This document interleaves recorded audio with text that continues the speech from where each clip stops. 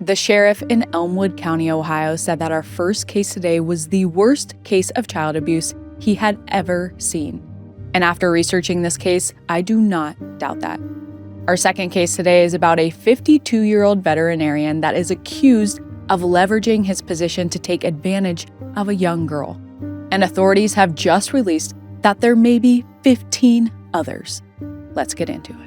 32-year-old Angel Holland and her boyfriend, 34-year-old Aaron Stalling, are charged with felonious assault and child endangerment for 3 children, ages 6, 8, and 9. Court records show Angel Holland said her 9-year-old cousin complained of a stomachache 3 days before the police interaction and admitted she did not seek medical care. Officers got a search warrant, and court documents indicate they found several items of evidence, including bungee cords, a belt, and soiled towels.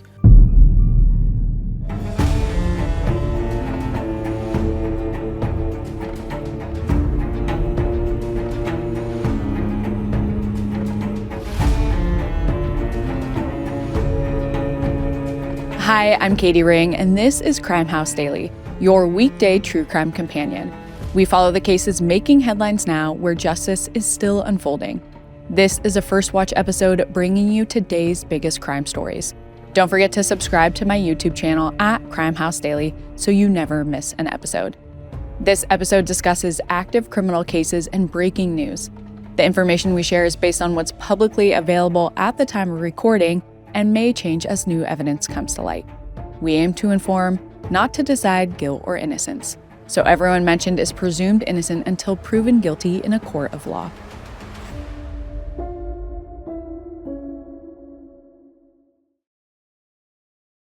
Okay, before we get into today's main cases, we have a new disturbing update on a case I briefly touched on a couple days ago.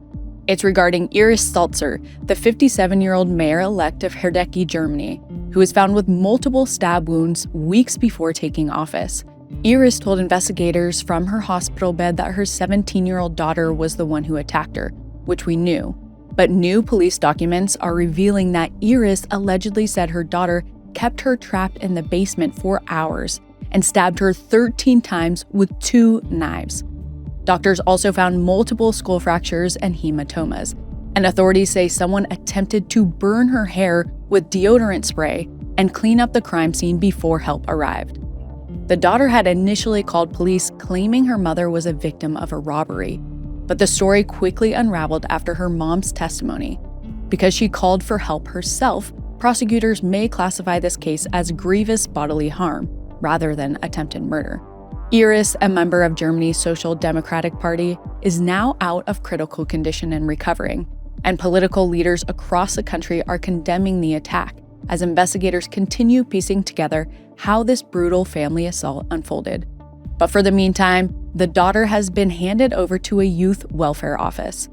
We're keeping a close eye on this rapidly developing case, and we'll bring you all of the major updates as they roll in.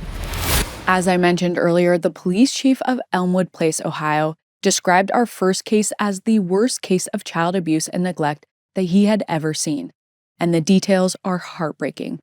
Last month, 32-year-old Angel Holland and her live-in boyfriend, 34-year-old Aaron Stalling, were arrested for allegedly starving and abusing 3 young children. This includes a 9-year-old boy who weighed only 30 pounds.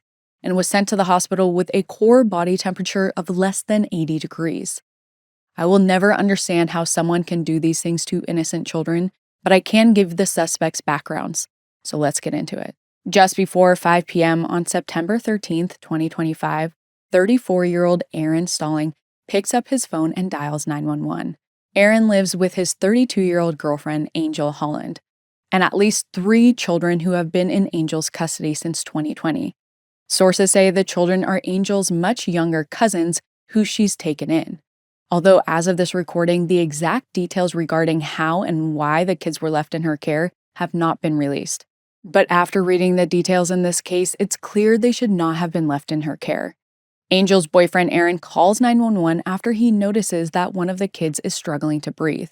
But even though the situation is dire, Aaron's tone is described as a little too calm, almost casual, especially under the circumstances where a child is not breathing. Aaron's tone isn't what's important in the moment, though. The dispatcher asks him how long the child had been in this condition, and Aaron guesses about 5 minutes. At first, he says that the boy's breathing sounds labored, but then he says it appears as though the boy isn't breathing at all. Aaron also notes that the boy seems like he's, quote, out of it. To try and assess the severity of the situation, the dispatcher has Aaron get help from someone else in the house, which is most likely his girlfriend, Angel Holland. To help the dispatcher determine if the child is breathing, they check to see if his chest is moving up and down. Aaron says yes, it is. But when Elmwood Place police arrive at Aaron and Angel's house, the boy is completely unresponsive. He wasn't breathing and had gone into cardiac arrest. Thankfully, the rescue workers are able to resuscitate him on site. Then they transport him by ambulance about 3.5 miles south to Cincinnati's Children's Hospital Medical Center. When the hospital staff weighs him, they see that he's only 30 pounds, less than half the weight of an average 9-year-old boy. And not only that, but the boy has a core body temperature of less than 80 degrees, which is life-threatening. To give you an idea of how serious this is, a person is considered hypothermic if their body temperature drops below 95 degrees, and anything below 82 degrees is classified as severe hypothermia. On September 16th, after a couple days of monitoring, doctors confirmed that the 9-year-old was still in critical condition. Not only was he extremely malnourished, but there were also signs of physical abuse. When Aaron is told that the boy is on the verge of death by starvation, he responds by saying simply, "We feed him," which is probably technically true since they were still alive, but considering the extreme level of malnourishment, it was minuscule amounts of food, which is almost more sinister. To try and understand the situation better, the Hamilton County Sheriff Office gets involved and interviews Angel. She admits that the boy had complained of a stomachache 3 days before the 911 call, but they didn't take him to the doctor. He had also been hurt in a recent fall, sure, and she didn't seek medical attention for that either. In interviews, Aaron also admits to previously noticing the 9-year-old's labored breathing and not doing anything about it. The 9-year-old has 2 siblings who are also in Angel's custody. They were both discovered in the house when the first responders came to help their brother. The emergency medical personnel noticed that they had also seemed malnourished and took them in at the same time for medical treatment. One of them is 8 years old and weighed 28 pounds, in comparison to the CDC average of 57 pounds for an 8-year-old. And the youngest is 6 years old, and she weighed 22 pounds, in comparison to the CDC average of 44 pounds. Taking that into consideration, it's no surprise that the court approves a search warrant for the police to check out Angel and Aaron's home. And what they find is a house of horrors.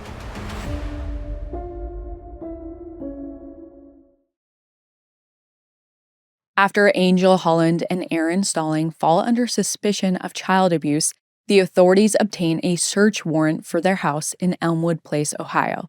They don't describe everything they find, but some of the items they consider of evidentiary value includes bungee cords, a belt, and soiled towels inside a vehicle registered to Angel. Taking the children's extremely poor health into account, this paints a grim picture.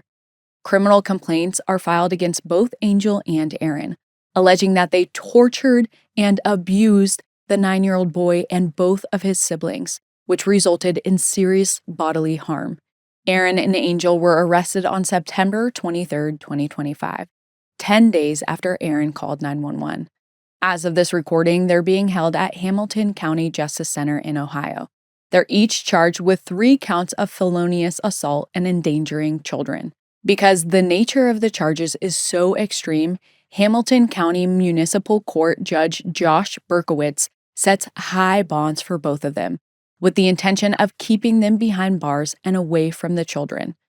$600,000 straight cash each, with no allowance for 10% bail bonds, meaning if they want to post bail, they'll each have to pay that entire amount directly to the court, as opposed to paying a 10% non-refundable fee upfront in order to secure a loan for the rest.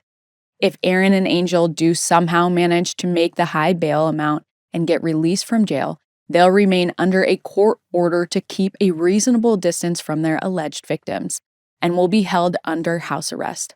And if they do go back home, they won't be greeted with a warm welcome back to the community. Although everyone is presumed innocent until proven guilty, Angel and Aaron's neighbors are horrified by what had happened and concerned that it had gone unnoticed by the community. One neighbor reports that she'd seen police and fire trucks around the home before, and that sometimes there were even ambulances, but she had no idea there were young children living in the home. And there might have been more than just the 3 kids who were hospitalized. Neighbors who did know that there were children living with Angel and Aaron have said that there were multiple kids in the home, but as of this recording, the exact number hasn't been confirmed. However, it appears that the police know there's at least one other child in the home. On September 24th, the day after Aaron and Angel are arrested, the Hamilton County authorities mandate that Angel's biological daughter be removed from her custody as well. No additional information has been published about Angel's daughter, but her interim care has been entrusted to the Hamilton County Department of Job and Family Services, and Angel will be allowed supervised contact with her daughter, including visitation and phone calls. But regardless of her condition, another shocking aspect of this story is that Angel and Aaron reportedly had plenty of food in their house. One neighbor says that they had groceries delivered all the time, sometimes twice a week. Given the extreme malnourishment of these 3 kids who were hospitalized, it doesn't appear that this food was being given to them. As of this recording, all 3 kids are still in the hospital, and the 9-year-old was still on life support. Thankfully, he is expected to survive. But Elmwood Place Police Chief Randy Newsom says he's never seen anything this bad in his life. And when Ronald Sanders, who claims to be the children's grandfather, sees a picture of his grandson, he says, quote, "It was literally the most horrific, disturbing thing I have ever seen in my life." He adds, quote, "I just can't understand how somebody can be so evil, and your family. I don't understand that. If you didn't want them, give them to somebody else. Let somebody else take care of them." Which does make you wonder, why would Angel and Aaron agree to take care of these kids just to abuse them?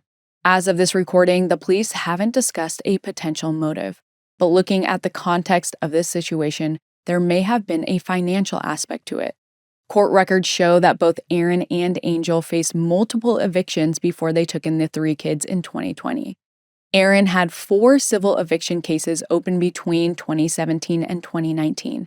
And Angel had 2 ones open between 2014 and 2019. But after moving into the house where the children were found, neighbors report that Angel and Aaron lived there for several years, indicating newfound stability. And while financial records have not been disclosed as of this recording, foster parents do typically receive a stipend for their care. In 2024, foster parents in Ohio received between $20 and $40 per child per day, although this money is supposed to be spent on the kids. As this case moves forward, we should be learning a lot more about what led to this tragic situation. Whatever happens to Angel Holland and Aaron Stalling, Elmwood Place Police Officer Michael Beasley says, quote, "I don't want to see them go to separate homes, but the next family that gets them needs to be the best family that has been put on this earth. They need real love, real support, a real family dinner, Christmas, like they need it all. Hopefully they get all of that and more. In the meantime, we'll keep an eye on this case and bring you all of the major developments."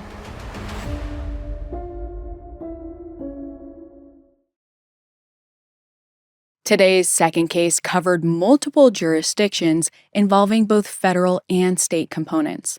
On September 24th, 2025, Dr. Gregory Ford, a 52-year-old traveling veterinarian from Florida, was arrested for the alleged sexual assault of a teenage girl from Alabama. In addition to state charges where the battery took place, Ford also faces federal charges for allegedly threatening the victim's mother after she found out about what he did to her underage daughter. And according to the victim's lawyer, the FBI suspects that his client is one of 15 other women and girls Greg Ford may have sexually abused. So this case will most likely have more updates, but let's get into what we know so far. Because the victim at the center of this case is a minor, her name has not been disclosed, and we don't know much about her, but I do want to share the powerful statement she made earlier this month. Quote, "I am breaking my silence because lies are being spread about me, about what happened, and about the man who stole my innocence. Some people have dared to call this a relationship. Let me be clear, it was not. I was a teenager, targeted and groomed by a 52-year-old man. What he did to me was not love. It was abuse, control, and manipulation. To the outside world, Dr. Ford wore the mask of kindness, generosity, and trust. But behind that mask, he was calculating, weaving himself into my family's life, even sitting in our church pews, shaking my grandfather's hand, just to get closer to me." So who is Dr. Greg Ford? In the years before his eventual arrest, Greg works as a traveling veterinarian with a specialty in horses. He's primarily based out of Houston, Texas, but he regularly travels through several states in the South to help with shows, races, or other equine events. He also offers home visits.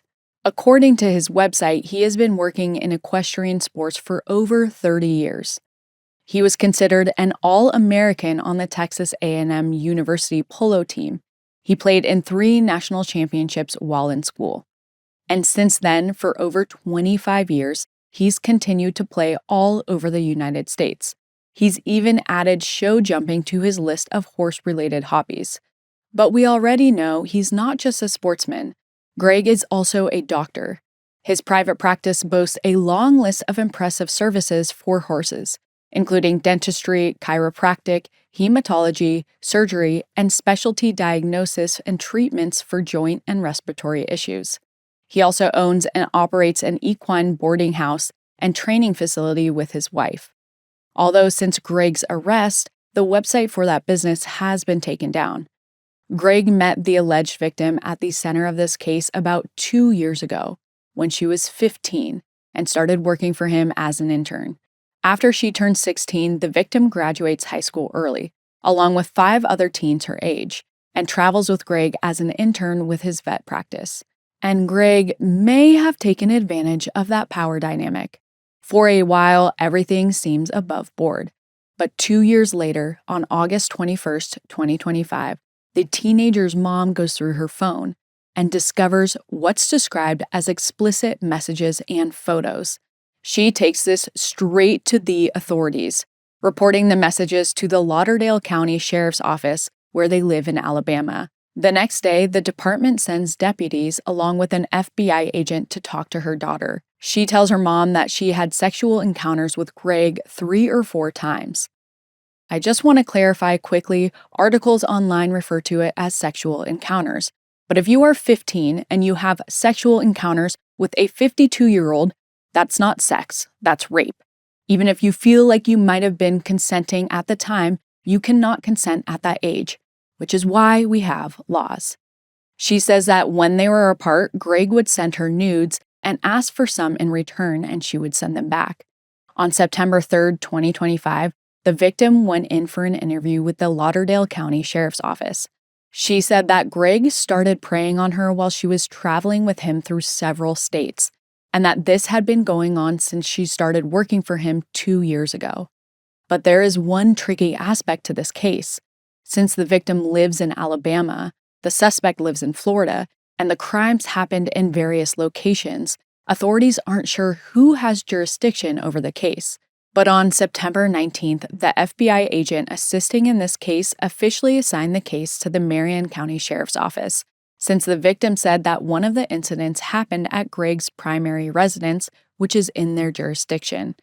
After officially being assigned the case, the Marion County Police ramps up their investigation, and Greg starts cracking under the pressure. On September 23rd, he sends the victim's mother a long text message.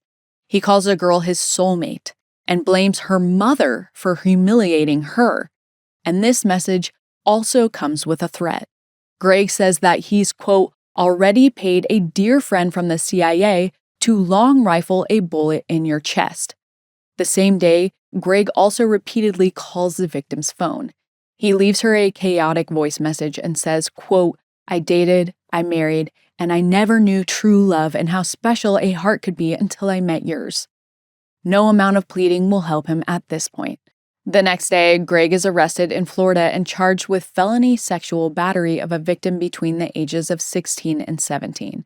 As of this recording, he's being held in the county jail without bond. According to court records, his first appearance in the court was September 26, and his arraignment has been scheduled for October 28th. Along with a notice of appearance, Greg's defense attorney filed a plea of not guilty. She also included a waiver of Greg's personal appearance at the arraignment, so he likely won't show his face there. But they've requested discovery, meaning they want the state to share its evidence so they can start preparing for trial. However, the sexual assault case alone may go beyond the state of Florida. Marion County Sheriff's Office Major Crimes Detective and FBI agents agree that due to the nature of Greg's crimes, the fact that he travels so often, and the fact he employs young girls, it's likely that he has more victims. And they estimate the number could be up to 15 other young women and girls between the ages of 15 and 20. According to the victim's lawyer, Greg sent other girls the exact same messages he sent to her, quite literally copying and pasting. These messages will likely be a major component of the case against him, along with the message Greg sent to the victim's mother, which earned him federal charges for threatening communications. And more federal charges could be coming, since he crossed so many state lines for his vet practice. I am so glad the victim's mom caught this early. Many people visualize child molesters as monsters or weirdos, but the reality is that they are everyday people. And unfortunately, many of them find jobs or positions that give them proximity to kids so they can groom them. If you find messages like this on your child's phone, it will be natural to be mad at first. But please know they were taken advantage of by a person who is a master at gaining people's trust. As of this recording, he remains in jail in Florida ahead of his arraignment on October 28th. We'll be keeping an eye on this to see what happens there and if any more victims are identified. What did you think of today's cases? Drop your thoughts and theories in the comments. See you next time. If you haven't already, subscribe to our YouTube channel at Crime House Daily and follow us on social media at Crime House 24/7 for real-time updates, because the pursuit of justice never stops.